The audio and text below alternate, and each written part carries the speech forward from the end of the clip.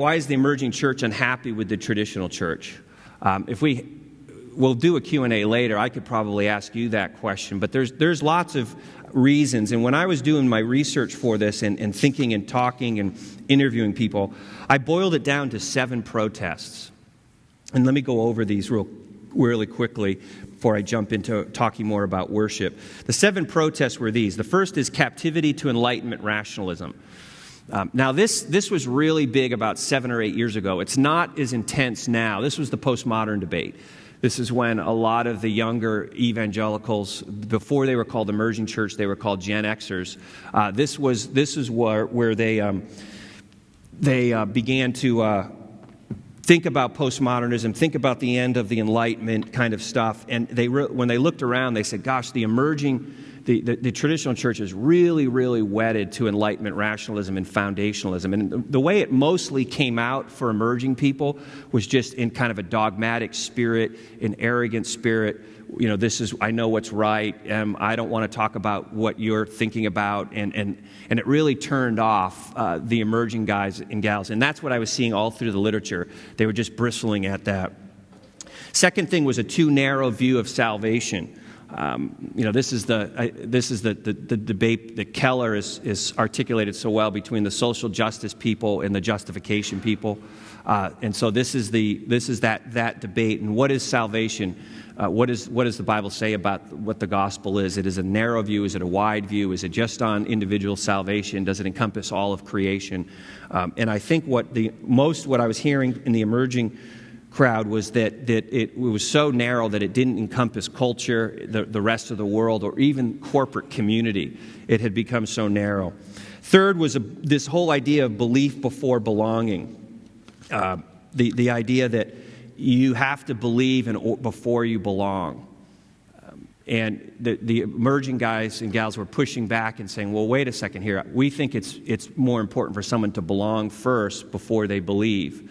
And how that works out. When I was in the middle of writing this chapter, I was talking to a friend of mine who goes to a small denominational church, and I was explaining this whole concept to him, and he said, that's the way it is in our church. He said, you definitely have to believe before you belong. And I said, well, what do you mean? He said, well, he said, in the last 6 months, we've had about 4 visitors. And I said, well, I don't need to tell you that that's not a healthy thing.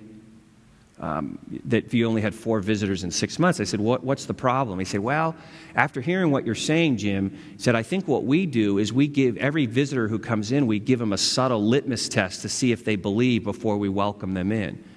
Well, what do you mean? He said, well, I don't always get to greet the visitors, but when one of them does come on a rare occasion, I see some of our people going over to talk, and I can just tell what they're asking.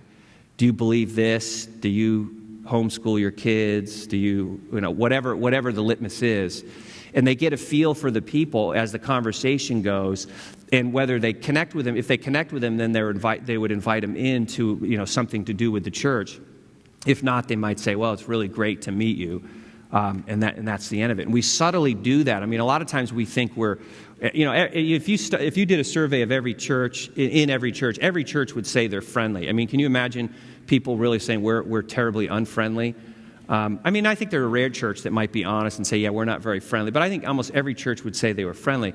But being friendly is not enough. You have to be willing to invite people into your social space, into your life. You have to make room for them to be part of it. So you can be as friendly as you want to a visitor, but if that guest doesn't feel like they're being invited in and they're needed as a vital part of that community, they won't stay. So anyways, belief before belonging. The emerging church wants to say that that salvation and incorporating into the body of Christ is first people have to feel that sense of belonging before they move towards. Next would be uncontextualized worship. The emerging folks said the problem with the traditional churches is the worship is not contextualized. It's so old, so out of date. It's just not going to connect with anybody, and it needs to be able to do that. The next one was ineffective preaching. Doug Padgett was really big on this. He called it speeching. That the preaching is so one way. and it's in the way it's communicated. It's not more, it's not dialogical, or it's not involving more than one person up on the stage. It isn't including the rest of the community in it, and because of that, it's incredibly ineffective. Next would be the next of the seven was number 6 was weak ecclesiology. The traditional church didn't have a real strong ecclesiology. In a sense of the body of Christ, and that we're not just all individual kind of consumers coming to get what we want and then leaving, getting our needs met or our family needs met. There wasn't a sense of community and authenticity. This one, I'll talk about in a minute, really was coming from what Ed Stetzer calls the Reconstructionists within the movement, and they tend to be from Anabaptist backgrounds who were really pushing back and saying what the church needs to do is rethink the ecclesiology. And then the final protest that I discovered in all my research was tribalism. That the traditional church, believe it or not, as individual as it was also very tribal. And it was, put the fence up around the church and what we think and what we believe, more of a fundamentalist mentality. Stay away from the world because you don't really want you or your kids contaminated by the world. Stay in our holy huddle and don't get very involved in culture and those sorts of things.